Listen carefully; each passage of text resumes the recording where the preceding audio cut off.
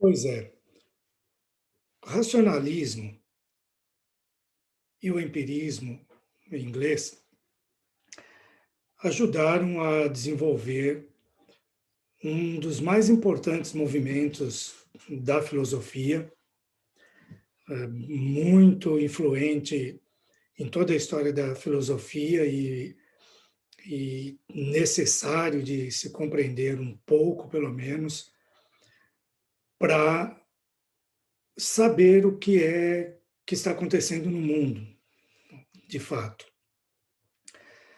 Porque filosofia, na realidade, não está só lá na cabeça dos filósofos ou na academia. Decisões que são tomadas baseadas, mesmo que as pessoas não percebam isso, mas em filosofia de vida, em entendimento de como o mundo é, como que eu me insiro no mundo e tudo mais. Então, um dos movimentos que vai provocar, para alguns, provocar estragos na igreja, para outros, provocar um desenvolvimento na teologia para que a igreja pudesse caminhar com novos ares e evoluir na realidade. Né? Então, vamos a esse movimento. Estamos falando do iluminismo. Quando nós falamos do iluminismo, é muito comum que se pense nos franceses. Não é o nosso objetivo aqui, mas só destacar que há historiadores que desenvolvem a ideia de que o iluminismo, na realidade, é um desenvolvimento do deísmo inglês. Ele atravessou a nado o Canal da Mancha e aí, na França, foi desenvolver o iluminismo. E, de fato, alguns nomes franceses, mesmo que nem todos sejam de cidadania francesa, mas estão sempre ligados a isso. Nós lembramos, primeiro aqui, do Voltaire, que convive naquele período que a França está passando ali por um momento de convulsão, vai ter depois a Revolução Francesa e tudo mais. E Voltaire, acreditando na capacidade humana, da razão para interpretar o mundo, a relação do ser humano conquistar sua volta e tudo mais, e estudando, o Voltaire falou muito da questão dos direitos humanos, falou que os seres humanos, os indivíduos, nascem com determinados direitos inalienáveis, mas que há um problema na sociedade que prejudica muito os direitos humanos, que é o fanatismo. Fanatismo, seja político, seja religioso, só traz prejuízo para o ser humano. E Voltaire, então, fazia profundas críticas à religião, porque a religião aparecia para ele como algo de fanatismo, algo que não pode ser exatamente comprovado racionalmente e que deveria, não que não deveria existir, mas que deveria existir dentro do mundo religioso maior capacidade de tolerância, justamente para respeitar os direitos. Isso não estava acontecendo. Então, veja que Voltaire vai colocando aqui questões sérias para a igreja. O Montesquieu, que é um outro pensador desse período conturbado da França, esse período de grandes mudanças na França, e esse sim já viveu a Revolução Francesa, o Montesquieu é mais conhecido por sua ideia dos três poderes. Você deve ter estudado isso lá no ensino médio, né? Que os, os poderes políticos são divididos em executivo, legislativo e judiciário. Necessariamente, isso não precisa acontecer num sistema de governo específico, não tem que ser só numa república. Uma monarquia pode ter também essa divisão entre três poderes. A questão é que esses três poderes têm que conviver com algum tipo de harmonia, de forma que esses três poderes capacitem a sociedade a se equilibrar. Um poder não pode dominar sobre o outro. O que é que prejudica a sociedade humana? Quais são os grandes erros da sociedade humana para Montesquieu? O despotismo e a monarquia. O poder despótico gera medo. As pessoas obedecem porque têm medo. E aí não está sendo respeitado aqueles direitos naturais que o Voltaire falou, por exemplo. Mas aqui, o Montesquieu faz uma crítica severa à Igreja. Não é só uma crítica política. O poder estatal, o poder político, pode ser despótico e gerador de medo, sem dúvida. Mas Montesquieu acredita que a religião também faz a mesma coisa. A religião exerce um poder despótico que leva as pessoas para a fé, seja ela qual for. Se pensarmos no cristianismo, leva para a igreja por medo. Isso é uma coisa curiosa, se a gente fazendo um parênteses aqui. Quantas pessoas que vão para a igreja, menos para adorar a Deus e mais para fugir do inferno, não é? Será que é pelo medo assim que seria o correto? E tem gente que baseia o projeto evangelístico no medo também, né? Bom, fecha parênteses. O Montesquieu está fazendo essa crítica à igreja. A igreja tem que dar uma resposta, tem que pensar sobre isso, né? Ou se ela quiser ficar quieta também, mas o mundo está aí caminhando, está tendo desenvolvimentos filosóficos importantes. E o Montesquieu vai criticar muito a monarquia também. A crítica dele é que a monarquia pode ser despótica, e em geral é geradora de medo, mas também ele faz uma crítica muito terrível para a monarquia. Veja como isso se enquadra bem na Revolução Francesa, que decapitou monarcas e nobres. Por que a monarquia é baseada em quê? Na honra de nascimento? O que significa isso? Então, ele dá assim, uma palavra dura para essa questão.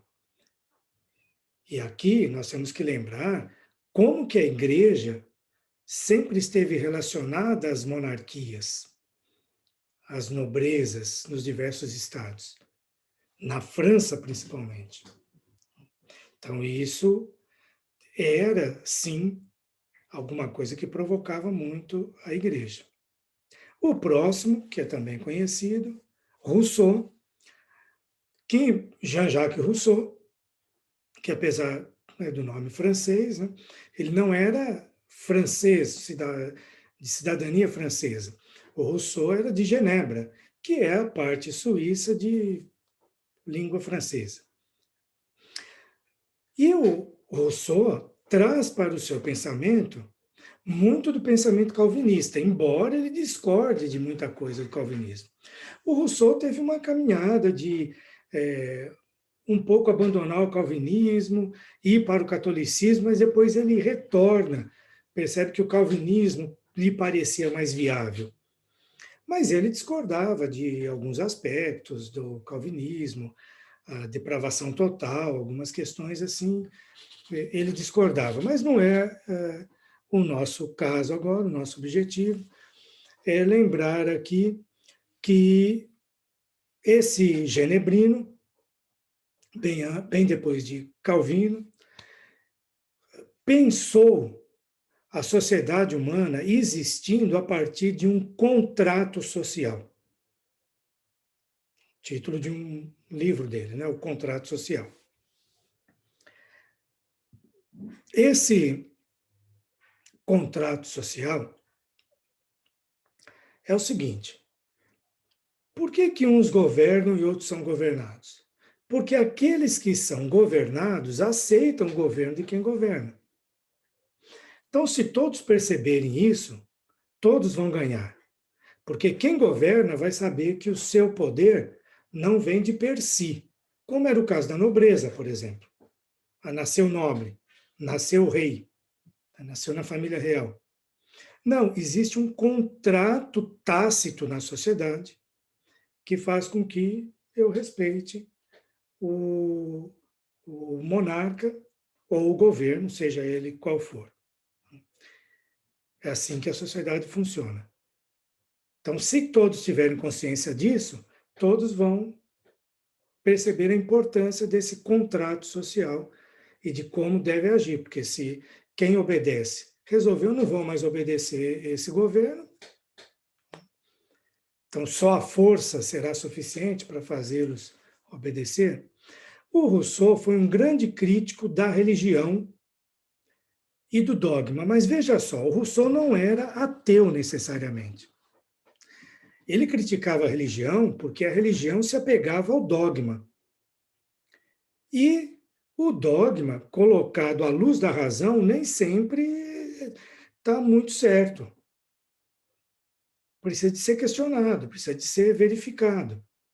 Então, a crítica que ele fazia à religião é mais especificamente ao dogma, que impedia a religião de libertar o ser humano e aprisionava. Um outro nome do iluminismo é o Immanuel Kant, que não é francês, né, é alemão, e interessa dizer aqui as duas obras que ele escreveu, uma no início, e publicou no início do século, dos anos 70 do século XVIII, e no fim dos anos 70 do século XVIII. Então, uma em 1781, outra em 88, como está aí. A primeira, a crítica da razão pura, e a segunda, a crítica da razão prática. Na crítica da razão pura, o Kant, resumido, ele vai dizer assim, olha, não dá para provar que Deus existe pela razão. Se nós aplicarmos a razão ao conhecimento, nós vamos ver que isso não é possível.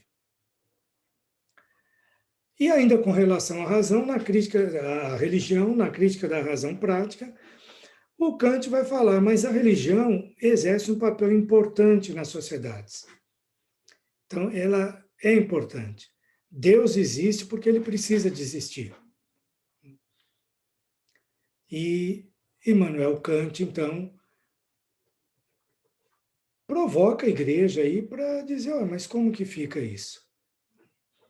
Existe Deus? Não existe Deus? A razão está dizendo que Deus não existe? Então a igreja teve que se debruçar sobre isso.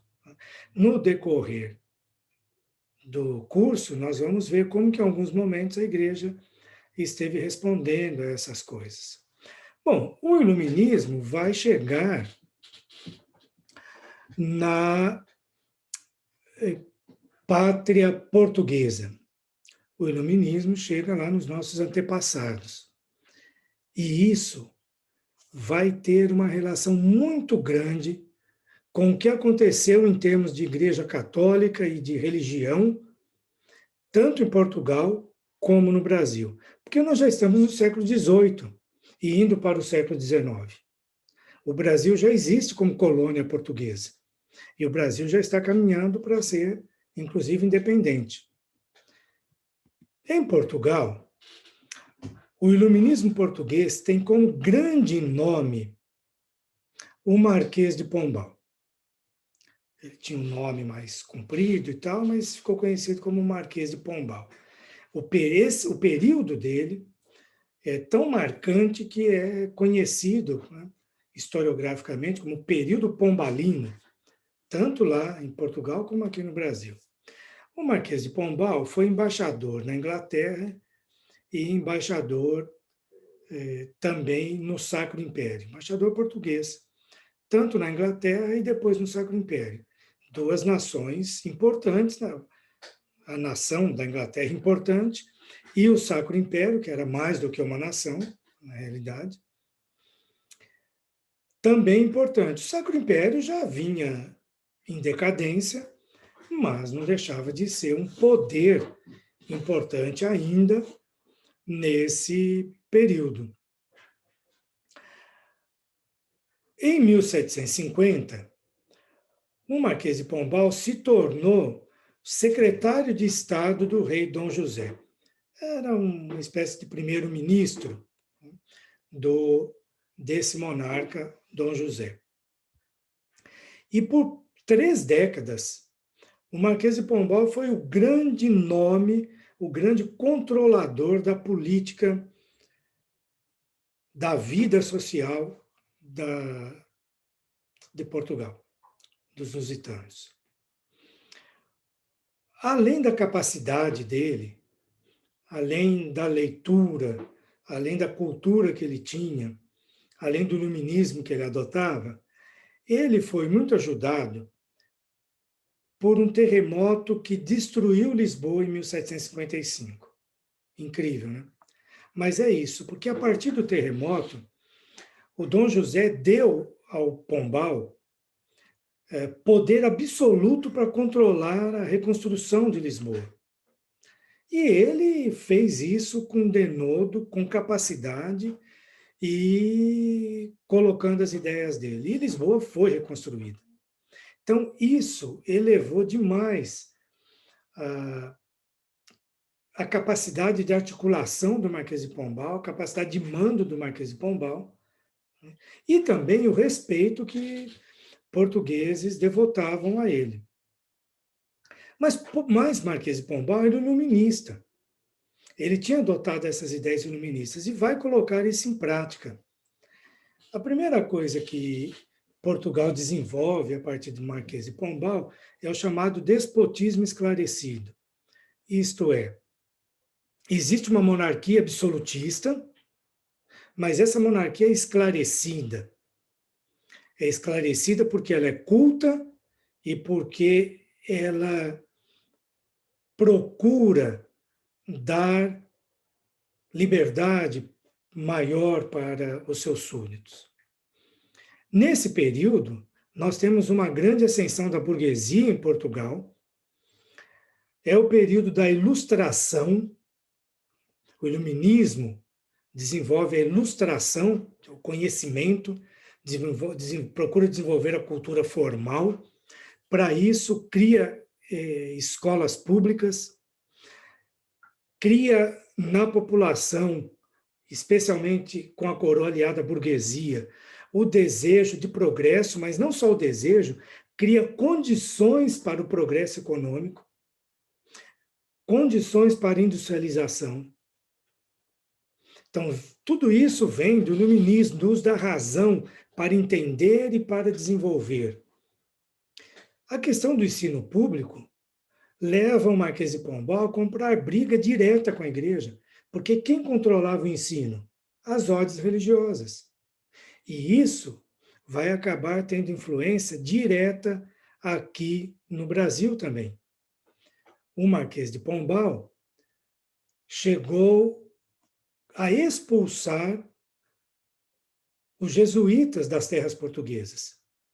Com isso, o ensino que era dado entrou em frangalhos, porque as escolas eram dirigidas majoritariamente por portugueses, por jesuítas, em Portugal, mas especialmente no território da colônia brasileira. Por quê? Porque a partir do iluminismo, a partir do despotismo esclarecido, o Estado vai dirigir o ensino, que vai ser público, não vai ser mais o ensino religioso. O ensino vai ser laico. Não tem que ensinar a fé e a religião dentro da escola. Então veja que isso já está lá no Marquês de Pombal. Então, o iluminismo se opõe, luta contra o regalismo. Em 1759, houve a expulsão dos jesuítas, como eu citei antes. O que era o regalismo? O regalismo é o sistema no qual a igreja e o Estado estão tão ligados que o controle da igreja é exercido pela coroa. Muitas coisas que a igreja faz chancelado, dirigido pela coroa. Então, a coroa indica cargos eclesiásticos, a coroa constrói templos e seminários, por exemplo, mas também administra esses bens, administra o tesouro eclesiástico. Então, a coroa paga o salário dos sacerdotes, mas é ela quem está administrando o dinheiro da igreja. Então, é esse sistema regalista que surgiu lá na época das cruzadas, quando os monarcas iam lá guerrear para retomar a Terra Santa e, sendo vitoriosos, estabeleciam um reino cristão no meio dos árabes, dos muçulmanos, e esse reino recebia do Papa, recebia regalias. Então, o monarca tinha regalias para dirigir a igreja, para administrar os bens da igreja e tudo mais. E isso foi passando, especialmente as coroas espanholas e portuguesas, no decorrer do tempo, foram usando muito esse sistema regalista.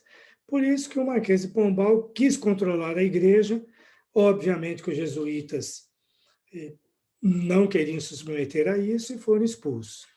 Marquês de Pombal acaba com os autos de fé, que era o resultado da Inquisição, punir, fazendo uma procissão, aqueles que eram condenados pela Inquisição, aqueles que iam para a fogueira, então tinha uma procissão, fazia isso publicamente e tudo mais.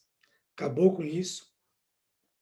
A Inquisição não terminou totalmente, mas só com autorização da coroa a igreja poderia investigar alguém. Proibiu a endogamia, e isso era uma coisa muito importante, porque se tratava de limpeza de sangue. O que é endogamia? O casamento interno, dentro de uma determinada comunidade. Por que isso? Os nobres só queriam casar com famílias de nobres que garantissem que eles não tinham uma descendência suja ou uma ascendência, antepassados sujos, o sangue era limpo. Especialmente, eles não eram descendentes de judeus ou de árabes ou coisa assim. Era um sangue limpo, eram de cristãos legítimos, lá do passado e tal. O Marquês de Pombal acabou com isso, dizendo que, colocando uma nova legislação e proibindo que houvesse esse tipo de casamento por essa motivação. E, para isso, ele aboliu a distinção cristãos velhos, cristãos novos. Vocês já ouviram falar do que são os cristãos novos, aqueles que eram descendentes de judeus e tinham se convertido ao cristianismo, ou realisticamente, verdadeiramente, ou para fugir da perseguição. E essa distinção estava na base lá da endogamia, quer dizer, as pessoas tinham que apresentar documentação que comprovassem que elas não eram descendentes de judeus, para poder casar com um nobre e tudo mais, com alguém da nobreza. Então, ele aboliu isso aí. Então, o Marquês de Pombal está colocando a igreja em xeque. O iluminismo francês colocou muito a igreja em xeque também. Nós vamos ver isso no momento mais para frente, quando a gente falar da Revolução Francesa. Então, era isso por hoje. Nos vemos em breve.